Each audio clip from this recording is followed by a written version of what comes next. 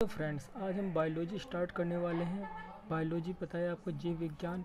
अब सबसे पहले हम पता करेंगे बायोलॉजी होती क्या है। तो सबसे पहले बायोलॉजी का मीनिंग पता होना चाहिए, बायोलॉजी होती क्या है। तो बायोलॉजी जो है आपका दो वर्ड्स होते हैं, बायोज और लोगोज, जिनसे मिलकर बना होता है।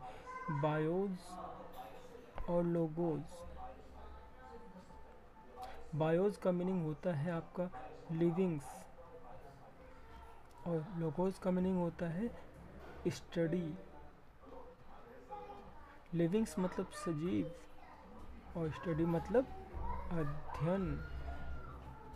इसका मतलब अगर बायोलॉजी का मीनिंग देखा जाए तो क्या मीनिंग निकलता है? निकलता है वह विज्ञान जिसमें हम क्या करते हैं, सजीवों का अध्ययन करते हैं। मतलब स्टडी ऑफ लिविंग्स क्या कहलाता है? बायोलॉजी कहलाता है। अब लिविंग्स की बात है, सजीव सजीव क्या होते हैं, तो सबसे पहले समझेंगे सजीव क्या होते हैं। तो सजीवों में कुछ क्रियाएं होती हैं जो किसी और में नहीं होती। तो सजीव जो होते हैं रेस्पिरेशन करते हैं, रेस्पिरेशन करते हैं मतलब उनमें श्वसन होता है।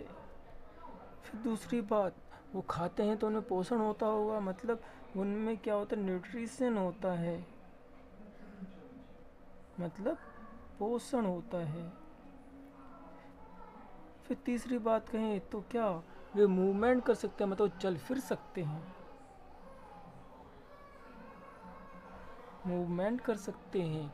और फिर चौथी बात देखी जाए तो वो क्या कर सकते हैं, उनमें क्या होता है, ग्रोथ ग्रोथ और डेवलपमेंट होता है, मतलब वो वृद्धि एवं विकास कर सकते हैं।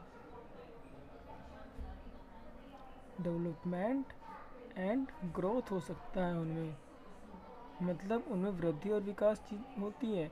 उसके बाद थर्ड बात करें तो क्या होगा, थर्ड जो लास्ट है फिफ्थ नंबर पे, वो आपका क्या होगा, रिप्रोडक्शन। मतलब वे क्या कर सकते हैं, प्रजनन कर सकते हैं। अब तो हमने देखा क्या कि सजीव किसे कहते हैं, जिनमें श्वसन होता है, जो पोषण कर सकते हैं, जो मूवमेंट कर सकते हैं, जिसमें ग्रोथ और डेवलपमेंट होता हो, और जो अपने जैसे प्रोडक्शन कर सकते हैं, मतलब अपने जैसे जीव और जंतु को बना सकते हो, मतलब जिनमें प्रजनन होता हो। अब इससे पहला क्वेश्चन बनता है हमारे पास कि बायोलॉजी बायोलॉजी में हम किसका अध्ययन करते हैं, सजीवों का अध्ययन करते हैं। सजीवों में क्या क्या होती है, श्वसन होते हैं, पोषण होता है, ये आपको बता चुका हूँ। इसके बाद नेक्स्ट क्वेश्चन बनता है कि सजीवों का वर्गीकरण क्या कहलाता है, या क्लासिफिकेशन ऑफ लिविंग्स क्या कहलाता है। तो देखें, classification of living, classification of livings, classification of livings क्या कहलाता है। ध्यान रखना, एग्जाम में आया हुआ है कई बार कि सजीव वर्गीकरण क्या कहलाता है। तो सजीव वर्गीकरण जो होता है, हाँ, क्लासिफिकेशन ऑफ लिविंग्स टैक्सोनॉमी कहलाता है, टैक्सोनॉमी। हाँ, या फिर इसे हिंदी में क्या बोलते हैं, वर्गीकी। फिर नेक्स्ट पॉइंट आता है आपके पास कि सर्वप्रथम सजीवों को वर्गीकृत किसने किया था। तो लिखेंगे सर्वप्रथम सजीवों को वर्गीकृत किसने किया था।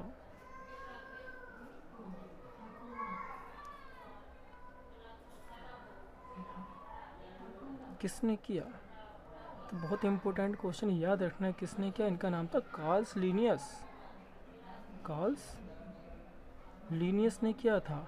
इन्होंने एक बुक लिखी थी, बुक का नाम, इनकी बुक का नाम क्या था, क्वेश्चन आता है कई बार कि इनकी बुक का नाम क्या था, जिसमें इन्होंने सजीवों को दो भागों में बांटा था। बुक का नाम था सिस्टेमा नेचुरी, सिस्टेमा नेचुरी। इसमें इन्होंने क्या किया था, जो सजीव होते हैं दो भागों में बांटा था। कौन से दो भागों में, एक तो आपके प्लांट्स होते हैं, जो आपको पता है प्लांट्स सजीव होते हैं ना, और दूसरे कौन से होते हैं, एनिमल्स होते हैं। अब एक और चीज़ बताता हूँ साथ में, जो एनिमल्स होता है उनका उनका अध्ययन किस में करते हैं, जूलॉजी में करते हैं। और जो प्लांट्स होते हैं उनका अध्ययन किस में होता है, बोटनी में, बोटनी में करते हैं। फिर उसके बाद अब क्वेश्चन आपके पास क्या आ सकता है कि फादर ऑफ जूलॉजी कौन है, फादर ऑफ जूलॉजी किसे कहते हैं, फादर ऑफ जूलॉजी किसे कहा जाता है। तो फादर ऑफ जूलॉजी किसे कहते हैं, याद रखना, अरस्तु को कहते हैं। अरस्तु को कहते हैं। किसे कहते हैं? अरस्तु को कहते हैं क्या? Father of zoology.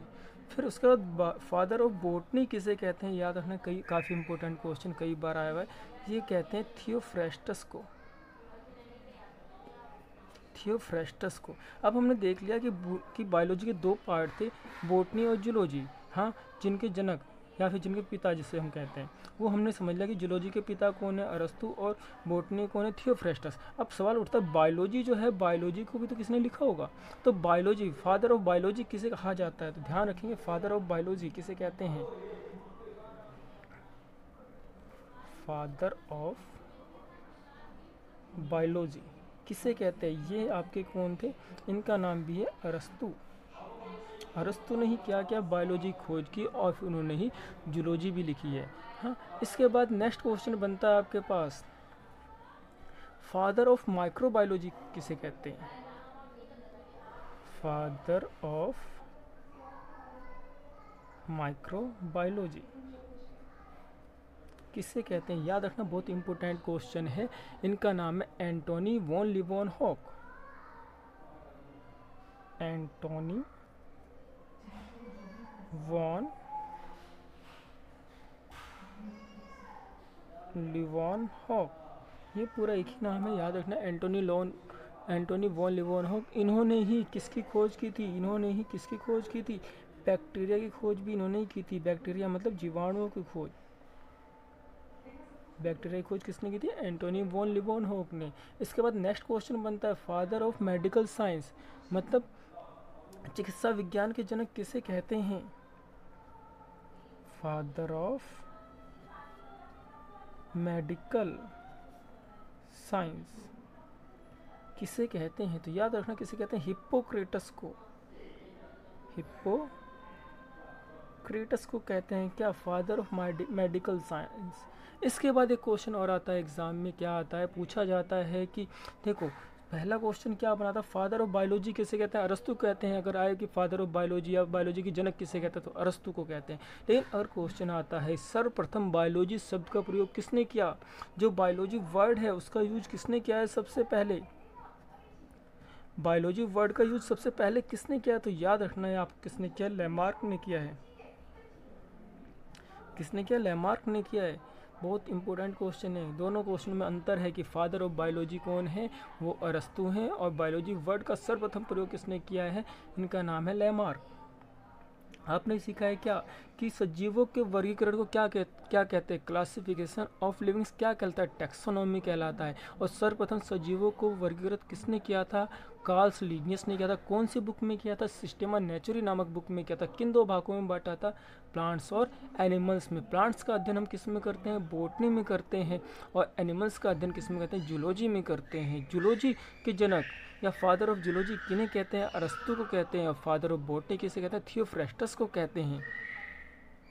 Father of medical science किसे कहते हैं? हिप्पोक्रेटस को कहते हैं। फादर ऑफ माइक्रोबायोलॉजी किसे कहते हैं? एंटोनी वॉन लीवनहॉक को कहते हैं, जिन्होंने बैक्टीरिया की खोज की थी। तो ध्यान रखना, इन क्वेश्चनों को कई बार रिपीट होते हैं ये वाले क्वेश्चन। इसके बाद हमें क्या क्या पढ़ना है? हमने टॉपिक तैयार किया हुआ है, जो टॉपिक हमारे आएंगे जिन्हें कंटिन्यू हमें पढ़ना है। जूलॉजी, जिसे हम स्टार्ट करें सबसे पहले। जूलॉजी में सबसे पहला पार्ट पढ़ेंगे हम न्यूट्रिशन, पोषण, कि इंसानों में पोषण किस तरह से होता है, किस तरह से वो खाना पचाते हैं। हाँ, सारा कुछ इसमें पढ़ेंगे, कौन कौन से पोषक तत्व होते हैं हमारे लिए। फिर उसके बाद डाइजेस्टिव सिस्टम में क्या क्या पार्ट होते हैं, कैसे कैसे खाना पचता है, कहाँ कहाँ जाता है, सारी चीज़ें पढ़ेंगे। फिर एक्सक्रीटरी सिस्टम, उत्सर्जन तंत्र, कैसे कैसे हम अपने अंदर के वेस्टेज को निकालते हैं, सारी चीज़ें इसमें पढ़ी जाएंगी। फिर रेस्पिरेटरी सिस्टम, मतलब श्वसन तंत्र, कि हमारा श्वसन तंत्र कैसे काम करता है, ऑक्सीजन कैसे लेता है और कार्बन डाइऑक्साइड कैसे निकालता है। फिर सर्कुलेटरी सिस्टम पढ़ेंगे, इसका मेन पार्ट है आपका हृदय पढ़ेंगे इसमें, कि परिसंचरण तंत्र, हृदय का परिसंचरण होता कैसे है। फिर इसके बाद ग्लैंडुलर या फिर एंडोक्राइन सिस्टम कहते हैं, ग्रंथि तंत्र, जिनसे हार्मोन और एंजाइम्स का स्राव होता है। याद रखना, बहुत ही इंपॉर्टेंट टॉपिक है। इसके बाद स्केलेटन सिस्टम पढ़ना है, मतलब कंकाल तंत्र, हमारी हड्डियां कितनी होती हैं, कौन सी हड्डी कहाँ पाई जाती है। बहुत सारे क्वेश्चन बनते हैं एग्जाम में, हमेशा रिपीट होते रहते हैं। इसके बाद सेंसरी ऑर्गन, संवेदी तंत्र, हमारे संवेदी तंत्र कितने हैं पता होगा आप लोग, 5 हैं। कौन से? आँख, नाक, कान, जीभ और स्किन मतलब त्वचा, हाँ उनके बारे में पढ़ेंगे। फिर नर्वस सिस्टम पढ़ेंगे, सबसे मेन इंपॉर्टेंट चैप्टर। फिर उसके बाद रिप्रोडक्टिव सिस्टम पढ़ा जाएगा। फिर उसके बाद ह्यूमन डिजीज़ पढ़ा जाएगा, मतलब मानव रोगों का अध्ययन करेंगे। फिर उसके बाद हम स्टार्ट करेंगे बोटनी। बोटनी में केवल 5 टॉपिक है, जिसमें सेल आता है। सेल मतलब कोशिका अध्ययन करेंगे सबसे पहले। फिर उसके बाद हमारे पास सेकंड नंबर पर टिश्यूज़ मतलब ऊतक का अध्ययन करेंगे। फिर डाइवर्सिटी ऑफ लिविंग्स मतलब जो जंतु होते हैं उनकी प्रजातियों के बारे में पढ़ेंगे, जैसा आपने सुना होगा आर्थ्रोपोडा संघ, हाँ कुछ इस टाइप से पढ़ा होगा, तो उनके बारे में करेंगे। फिर उसके बाद प्लांट्स एंड इट्स स्ट्रक्चर की बात करें, मतलब प्लांट कैसे होते हैं, उनकी बनावट कैसी होती है। फिर उसके बाद प्लांट डिजीज़ की बात करें, प्लांट में होने वाले रोगों की बात करेंगे। ये सारा कुछ हमें पढ़ना है, ज़्यादा बड़ा चैप्टर नहीं है, अगर हम पढ़ेंगे कंटिन्यू तो आराम से सीख सकते हैं, ठीक है। अब इसके बाद हमारा जो चैप्टर स्टार्ट होने वाला है वो चैप्टर कौन सा, न्यूट्रिशन स्टार्ट होगा, ठीक है। और अगर आपको कुछ भी इसमें करेक्शन चाहिए हो तो आप मैसेज कर सकते हैं। Thank you.